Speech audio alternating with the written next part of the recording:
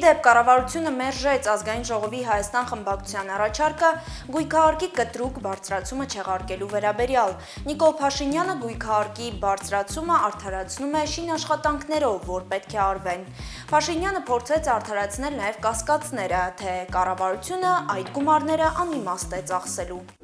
Շատ մոդա է, չէ՞, միանգամից ասում են, պարքեվավճարները, ծառայական ավտոմեքենաները, ճոխ ավտոմեքենաները, այս գումարից, Ժորժ ջան, ամբողջը ոչ մի բան այդ նպատակների համար չի ծախսվում։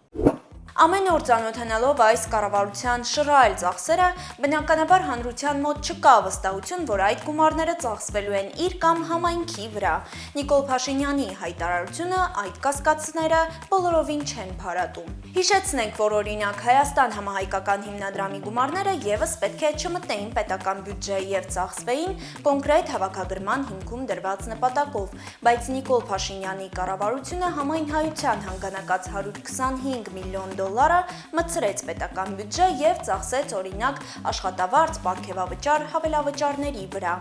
որտեղից վստահություն, որ գույքահարկի գումարները չեն արժանանալու նույն ճակատագրին։